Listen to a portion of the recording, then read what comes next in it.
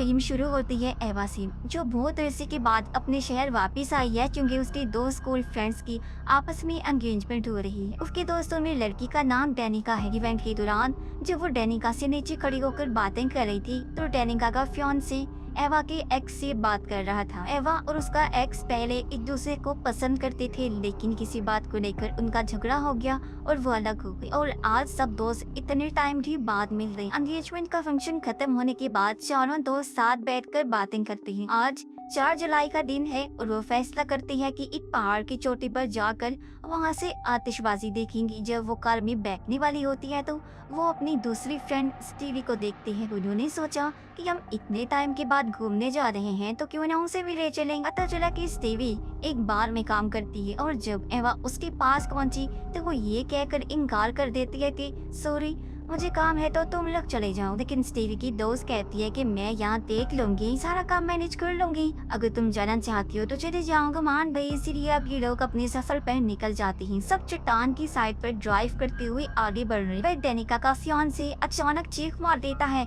जिससे बाकी सब बहुत डर जाते हैं, लेकिन ये सिर्फ एक मजाक था। जल्दी वो उस जगह पर पहुंचे और कार से उतर जाती है। डेनिका का फियांसे अजीब ही बर्ताव कर रहा था, जैसे वो आउट ऑफ कंट्रोल हो, पागल हो। अचानक उनके पास एक दूसरी कार आने लगी तो वो अपनी जगह से हटने का नाम ही नहीं ले रहा था। बाकी लोगों को उसकी इस हरकत पर गुस्सा आता है और फिर ऐन वक्त पर एवा का एक्स उसे सामने से हटा देता है। सब उसे गुस्से से देखते हैं, लेकिन दूसरी कार अपने रास्ते से हटकर बैरियर से टकरा जाती है, जिससे वो वहीं अटक गई। ये देख सब बहुत डर गए। ड्राइवर को बचाने के लिए दौड़ते हैं जो बहुत ज्यादा जख्मी हो गया था, लेकिन कार का दरवाजा नहीं खुलता और कार आगे बढ़ती रहती है। सब उसे वापस खींचने की कोशिश करते हैं, लेकिन कुछ नहीं होता। आखिर पर में ड्राइवर डेनिका के फियांसे की शर्ट पकड़ लेता है, लेकिन उसने जल्दी से छुड़वा ली, जिससे कार पानी में गिर जाती है। एवा और स्टीवी कहती हैं कि हमें उसे बचाना चाहिए, लेकिन नीचे जाने का कोई रास्ता नहीं है। डेनिका का फियांसे पुलिस को कॉल करने चाहता है। तब डेनिका कहती है कि ये सिर्फ एक एक्सीडेंट था, इतना मत सोचो, ऐसे रोड्स पर इस तरह के एक्सीडेंट्स होते रहते हैं। लेकिन एवा का एक्स कहता है कि हम यहाँ बीच में खड़े थे, हमारी गलती है, ये एक तरह से हम उसका खून ही कर रहे हैं। कुछ देर बाद डेनिका का फियांसे वापस आया, कहता है कि पुलिस आ रही है और हमें ये जगह छोड़ देनी चाहिए। एवा और स्टीवी को ये सही नहीं लगता, लेकिन डेनिका का फियांसे उन्हें मना लेता है कि वो पुलिस स्टेशन जाएंगे। एवा का एक्स कहता है कि उसे बचाना मुमकिन नहीं था, हमने कोशिश की ना, इसलिए हमें यहाँ से चले जाना चाहिए। जब पुलिस को गुजरते देखा तो वो लोग वहाँ से निकल जाते हैं। वो घर की तरफ मुड़े जो देखकर वो हैरान रह गई कि वो पुलिस स्टेशन नहीं जा रही। सब घर पहुँच जाते हैं। डेनिका का फियांसे कहता है कि अब सब लोग अलग हो जाएं और इस बात को हमेशा हमेशा के लिए भूल जाएं। वो कहते हैं कि पुलिस इस मामले को देख लेगी और फिक्र करने की कोई बात नहीं। एवा को यह आइडिया पसंद नहीं आता और वो बिना कुछ कहे चली जाती है। ऐसे ही 1 साल गुजर गया। एवा फिर से अपने शहर में वापस आने लगी डेनिका के ब्राइडल शॉवर के लिए। जी हाँ, अब उसकी शादी होने वाली है, लेकिन अपने फियांसे से नहीं बल्कि किसी और लड़के से, क्योंकि उसने उस हादसे के बाद अपनी फियांसे से रिश्ता तोड़ लिया था। एवा फ्लाइट में एक लड़की से मिली जो पॉडकास्टर होती है। ये सुनकर के वो भी उसी जगह पर जा रही है तो एवा उसे लिफ्ट के लिए पूछती है। एवा का एक्स गाड़ी लेकर यहाँ आया हुआ था, इसलिए दोनों लड़कियां गाड़ी में बैठ गई और ये लोग वहाँ से निकल जाते हैं। डेनिका बहुत खुश हुई और एवा से काफी अच्छे से मिलती है। यहाँ स्टीवी भी आ गई, जो दोनों भी मिलती हैं। कुछ देर बाद डेनिका सबके साथ बैठकर उनके गिफ्ट्स को देखने लगती है। तभी लेटर नीचे गिरा, उसे खोलती है तब अंदर एक कार्ड था जिस पर लिखा था I know what you did last summer, यानी मैं जानता हूँ कि तुमने पिछली गर्मियों में क्या किया था। डेनिका हैरान हो गई और पूछती है कि ये किसने भेजा, लेकिन कोई भी नहीं जानता था। बाद में वो उन्हें कार्ड दिखाकर बताती है कि ये सब मेरे एक्स फियांसे का काम है, क्योंकि वो पिछले साल के हादसे से पागल हो गया था और इसीलिए हम अलग हो गए। एवा का एक्स उस हादसे के बारे में बताते हुए कहता है कि जो आदमी मरा था उसकी कोई फैमिली नहीं थी। डेनिका के एक्स के डैड जो शहर के मेयर हैं, उन्होंने उस केस को हैंडल किया था ताकि उस हादसे में उनके बेटे का नाम न आए। अब वो ग्रू डेनिका के एक्स फियांसे की जगह पे पहुंची। वो उन्हें देखकर हैरान रह जाता। वो जब उसे लेटर दिखाने लगी तो वो डर गया। कहता है कि मेरा इसे कोई लेना देना नहीं है। रात को डेनिका जब घर पर थी तो उसे खिड़की के बाहर किसी की मौजूदगी का एहसास होता है।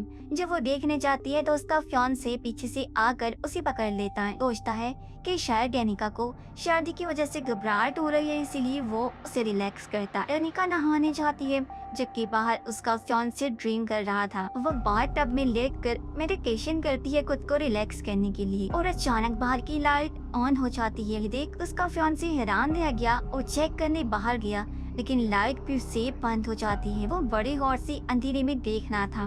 फिर वापस आता है, लेकिन अचानक एक तीर उसके कंधे की आर पार हो जाता है। वो गिरने वाला था, लेकिन अपने पीछे वाले पिलर को पकड़कर खड़ा रहता है। डेनिका ने म्यूजिक लगाया हुआ था, इसलिए वो कुछ नहीं सुन पाती। वो नीचे गिर गया था, लेकिन थोड़ा लेंघते हुए दोबारा खड़ा हो जाता है। तब उसे पता चला कि वहाँ तो किलर आ चुका है, जो एक दूसरा एरो शूट करता है। किलर फिर उसके पास आया और अपने बड़े से हुक से उसका खात्मा कर देता है। किलर को हम नहीं देख पाते क्योंकि उसने मास्क लगाया हुआ था। डेनिका नहाने के बाद फ्रेश फील करती है। उसने सुना कि नीचे म्यूजिक ऑन हो गया है, इसलिए वो भी नीचे जाती है और देखती है एक खौफनाक नजारा। ये उसके फियांसे के गले में रॉड घुसा हुआ है और ऊपर उसके खून से लिखा था you can't erase the past, जो माजी को नहीं मिटा सकती, जिससे वो बहुत घबरा गई। अगली सुबह सब साथ बैठे हुए थे, समझने की कोशिश करते हैं कि क्या हो रहा है। वो एक दूसरे के दोस्तों के नाम लेते हैं जो शायद पिछले साल के हादसे के बारे में जानते हैं। एवा का एक्स एवा की नई दोस्त पॉडकास्टर का जिक्र करता है, जिसने हाल ही में एक किलर के बारे में पॉडकास्ट किया हुआ था,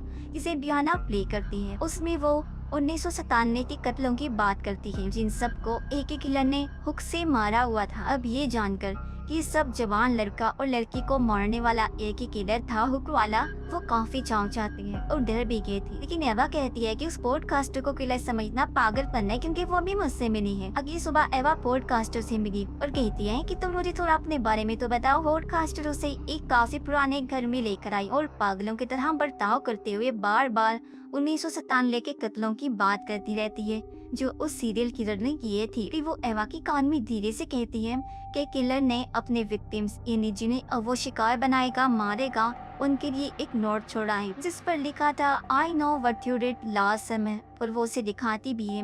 वो एवा को एक प्रोफेसर लेडी और रे नाम के आदमी के बारे में भी बताती है, जो उस टाउन की हादसे के सर्वाइवर्स थे, यानी किलर से जिंदा बचने वाले 2 लोग। वो एवा को और डराती है, कहती है कि इंतजार करो, और खुद ऊपर चली जाती है। एवा मदद के लिए कॉल करती है। जैसे जैसे इंतजार बढ़ता गया, वो अचानक से किलर को अपने सामने खड़ा पाती है। उसने सोचा कि ये पॉडकास्टर जो मेरे साथ मजाक कर रही है, लेकिन वो तो ऊपर थी। इसका मतलब कि एवा के सामने सच में वो किलर ही था। उस पर हमला कर देता है। तब एवा किलर के हर अटैक से बचती रहती है। वो चाकू से किलर को भी जख्मी कर देती है। फिर वो किलर के सामने चाकू करते हुए खुद को एक रूम में लॉक कर देती है। कुछ देर बाद जब उसे एहसास हुआ कि किलर अब वहाँ पर नहीं है, तो वो बाहर आई। तभी पॉडकास्टर भी वहाँ आ जाती है, लेकिन तभी एवा के ऊपर एक बड़ा सा पिंजरा आकर गिरा, जिससे वो कैद हो गई। वो घबराते हुए पॉडकास्टर से कहती है कि जाओ और मदद लेकर आओ, तो वो वहाँ से भाग जाती है। पॉडकास्टर खुद को एक हाथ से चलने वाली लिफ्ट में पाती है, इसलिए वो उसे खींचने लगी। तब तक किलर भी यहाँ आ गया था। एवा पिंजरे की नट्स हटाने की कोशिश करती है, जबकि पॉडकास्टर ऊपर एक स्टोर रूम में पहुंचे जहाँ बहुत सारे पुतले थे। किलर पीछे से आकर उसे पकड़ लेता है और जब गला घोटने की कोशिश करता है तो किसी तरह वो किलर का मास्क हटा देती है। वो जो भी था, पॉडकास्टर उसे पहचान लेती है। इतनी ही देर में स्टीवी एवा की मदद करने के लिए पहुंच गई और जैसे ही वो लोग बाहर निकलती है, पॉडकास्टर की लाश ऊपर से गिरकर लटक गई। पुलिस इस क्राइम सीन पर पहुंचकर मामले को देखती है और कहती है कि कल सुबह टाउन के एक हॉल में मीटिंग है, तो उन सब लोगों का वहां पर आना जरूर। उन्हें अब समझ नहीं आता कि क्या करें, लेकिन एवा के पास एक प्लान है। वो है सर्वाइवर प्रोफेसर जो अपने स्टूडेंट्स को पढ़ा रही होती है। जैसे वो बाहर आई, एवा उसके पास जाती है, लेकिन वो अपने पास्ट के उस हादसे के बारे में कोई बात नहीं करना चाहती। लेकिन एवा उसकी मिन्नत करते हुए मदद मांगती है। अब क्योंकि वो भी उस अजीब सूरत हाल से गुजर रहे थे, इसीलिए वो एवा की बात सुनने के लिए तैयार हो जाती है और एवा को अपने घर ले आए। एवा पूछती है क्या आप मेरे साथ टाउन जा सकती हैं। इस पर प्रोफेसर कह कहती है कि इसका कोई फायदा नहीं है, इसका सिर्फ एक ही तरीका है, ये पता लगाना कि ये सब कौन कर रहा है, यानी कि किलर कौन है, उसे ढूंढो। टाउन मीटिंग में पुलिस सबको बताती है कि पॉडकास्टर ने अपनी जान खुद ली है, क्योंकि हमारे पास उसकी हिस्ट्री है, जिससे ये बात साबित हो रही है कि उसका दिमागी तवाज़ुन ठीक नहीं था। ये सुनकर एवा और उसका एक्स खड़े हुए इस बात की मुखालफत करते हैं। एवा बताती है कि वो किलर नहीं है, बल्कि जब मैं उसके घर गई थी तो वहाँ किलर सच में आया था, जिसने मेरा भी पीछा किया। जो सुनकर अब सब लोग हैरान रह जाते हैं, लेकिन पुलिस इस बात पर यकीन नहीं करती। उनका कहना था कि माफ करें, मगर हमें सबूत चाहिए, ऐसे हम आप लोगों की बातों पर यकीन नहीं कर सकते। इस बीच रे आता है, जो टाउन का दूसरा सर्वाइवर है, जो प्रोफेसर के साथ बचा था। वो सख्ती से कहता है कि इनकी बातों पर यकीन करना चाहिए आप लोगों को, और इस मामले को सीरियस होकर देखना चाहिए। पुलिस कहती है कि हाँ, हम करेंगे, लेकिन इस तरह के मामले में हम हमेशा फादर की मदद लेते हैं, जो सामने ही बैठे हुए थे। वो खड़े हुए और सबसे कहते हैं कि जिसको भी मदद चाहिए वो मेरे घर आए। अक्सी भी रे के पास जाती है, क्योंकि वो कभी नहीं जानती थी कि वो भी उस किलर का सर्वाइवर है। वो कहता है कि मैं इस बारे में बात करना पसंद नहीं करता। अब स्टीरी कहती है कि मैं अपने दोस्तों के साथ कुछ सवाल पूछने आई हूँ। यहाँ पता चलता है कि रे पहले प्रोफेसर का हस्बैंड था। उसे ये बात असर नहीं आती कि मेरी एक्स वाइफ उस प्रोफेसर ने इन लोगों से कहा है कि वो किलर को ढूंढ ले। दानिका का एक्स फियांसे कहता है कि मुझे सिर्फ एक ही हज नजर आ रहा है, और वो है इस टाउन से भाग जाना। लेकिन रे, जिसे इस बात का तजुर्बा था, कहता है कि ये अच्छा आइडिया साबित नहीं होगा। इस बीच वो पुलिस रिपोर्ट को देखते हैं, जिसके मुताबिक मरने वाला आदमी शराब पीकर गाड़ी चला रहा था, और वो गाड़ी भी चोरी की थी। कहता है कि हमें पता करना होगा कि वो कार किसके नाम की थी, इसीलिए वो टाउन की उस कार सर्विस में जाते हैं जहाँ पर गाड़ियाँ किराए पर दी जाती थी। वहाँ के आदमी से कहते हैं कि क्या हमें पुरानी गाड़ी के बारे में इंफॉर्मेशन मिल सकती है, हमारे पास लाइसेंस, नंबर प्लेट कुछ भी नहीं है। एवा यहाँ एक ड्रामा करती है कि वो मेरा भाई था जो उसका एक्सीडेंट में मारा गया था, इसीलिए वो आदमी उन्हें इंफॉर्मेशन दे देता है। वे फैसला करता है कि मिली हुई इंफॉर्मेशन की मदद से हम कार को ढूंढें। दानिका और उसका एक्स फियांसे कब्रिस्तान गए ताकि वो मरने वाले आदमी की कब्र पर जा सके। उन्होंने देखा कि उसकी कब्र पर ताज़ा फूल पड़े हुए हैं। कब्रिस्तान का केयरटेकर जब वहाँ पर आया तो उन्होंने पूछा, क्या तुम जानते हो कि ये फूल किसने रखे? वो कहता है कि नहीं, मैं नहीं जानता। तो वो दोनों उसे सीसीटीवी फुटेज दिखाने के लिए रिक्वेस्ट करते हैं, और वो मान गया। वो जाता है चेक करने, और जैसे ही वो पता लगाने वाला होता है, किलर पीछे से आकर उसका गला काट देता है। अब उन्हें शाम हो गई थी और आदमी अभी तक वापस नहीं आया था, इसीलिए उसका एक्स फियांसे चेक करने गया, जबकि दानिका वहीं रुककर इंतजार करती है। और जैसे ही वो पीछे मुड़ी, अचानक से उसके सामने किलर आ जाता है। वो बहुत घबरा गई भागती है और एक स्टोरेज में छुप जाती है। उसे वहाँ एक टेलीफोन मिला, और जब वो कॉल करने की कोशिश करती है तब किलर वहाँ आ जाता है। वो स्टेज के नीचे छुप गई और किलर उसके ऊपर से चल रहा होता है। जल्दी किलर को उसके बारे में पता चल गया और वो अटैक कर देता है। वो उसे खींच कर बाहर लाया और नीचे फेंक देता है। उसे मारने ही वाला था कि तभी उसका फियांसे आ गया। किलर को साइड में गिरा कर उसे बचा लेता है। किलर वहाँ से भाग गया और वो दानिका को संभालता है। अब प्रोफेसर जो अपने घर पर थी, अचानक उसके दरवाजे पर कोई आया, जो और कोई नहीं बल्कि रे। वो उसे अंदर आने देती है। उसने कहा कि मैं सिर्फ इसलिए आया हूँ क्योंकि मुझे इस बात से मायूसी हो रही है कि तुमने एवा से किलर को ढूंढने के लिए कहा है, हालांकि तुम जानती हो कि वो सबकी मौत की वजह बन सकता है। उधर सारे दोस्त एक साथ थी, जहाँ दानिका भी अब ठीक हो रही। इस बीच एवा की एक्स को अजीब महसूस हुआ, इसीलिए वो अपना मूड ठीक करने के लिए अपनी गाड़ी के पास आ जाता है। लेकिन जब वो वापस आया तो पाता है कि दरवाजा लॉक है। वो खिड़की की तरफ जाने लगा, लेकिन तभी पीछे से किलर आकर रस्सी से उसका गला घोंटने लगता है, जिससे उसका दम घुट गया, गले की हड्डी टूटती और उसकी वहीं पर मौत हो जाती है। एवा पर्दा हटाती है और देखती है कि उसकी कार वहाँ से जा रही है। वो फौरन उसे कॉल करती है, लेकिन वो तो मर चुका था और फुल लाश के पास रखा हुआ था और गाड़ी किलर चला रहा होता है। अगली सुबह एवा और दानिका फादर के पास की। दानिका को अजीब लगा और वो वॉशरूम का बहाना बनाकर फादर के चेम्बर में जाती है। फादर एवा को देखकर अजीब तरह से उसके साथ बर्ताव करने लगा।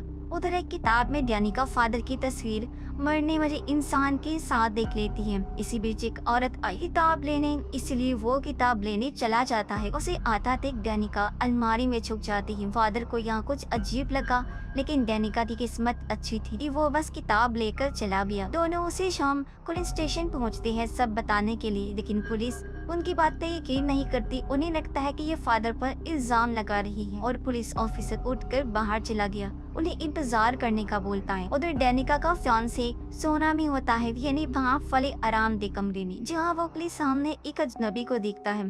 फिर जैसे ही थोड़ा सुकून लेने के लिए उसने आंखें बंद की और फिर दोबारा देखा तो वहाँ पर कोई भी नहीं था। वो उठा, चेक करने के लिए आगे बढ़ा, जहाँ दरवाजे पर लिखा था यू आर नेक्स्ट, यानी कि अगले तुम। एवा बैठ कर तंग आ गई थी और जैसे ही वो बाहर निकलने वाली होती है उसे एहसास हुआ कि हम दोनों यहाँ पुलिस स्टेशन में 9 बज हो चुके हैं। वो मदद के लिए चिल्लाते हैं, लेकिन पुलिस उन पर ध्यान ही नहीं देती। अब हमें पता चलता है कि ले दरअसल स्टीवी का बॉस भी है और वो उसे कहता है कि मैंने तुम्हारे बाप से वादा किया था कि मैं हमेशा तुम्हारा ख्याल रखूंगा और मैं ऐसा कर भी रहा, हमेशा करूँ। डेनिका का फियांसे अपने घर पर था। वो देखता है कि गेट अपने आप ही खुल रहा है, इसलिए वो जाता है चेक करने, जहाँ उसे कोने में एक स्टैचू नजर आया।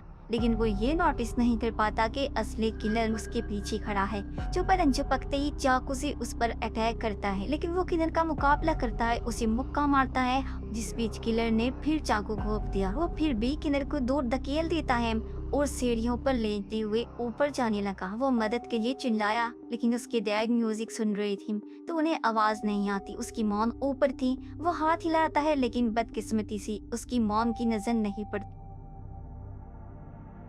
फिर आखिर में किलर आया और उसे खींचकर अपने साथ ले जाता है। उसके डैड ने म्यूजिक बंद किया और जैसे वो बाहर आई, ये देखकर वो घबरा गए कि मेरा बेटा इतना जख्मी है। वो फौरन उसके पास भाग कर आई, लेकिन तभी किलर आकर हुक को उनके गले के आर पार कर देता है, जिससे उसके डैड की वही मौत हो जाती है। पुलिस स्टेशन में डेनिका की आंख लग गई और वो बहुत डरावना सपना देखती है, जिसमें एक ब्यूटी क्वीन थी जिसकी वो फैन होती है। उसका चेहरा अचानक से बिगड़ने लगा और बुरी तरह खराब हो जाता है। फिर उसने हुक से डेनिका पर हमला कर दिया। ये देखकर वो डर गई।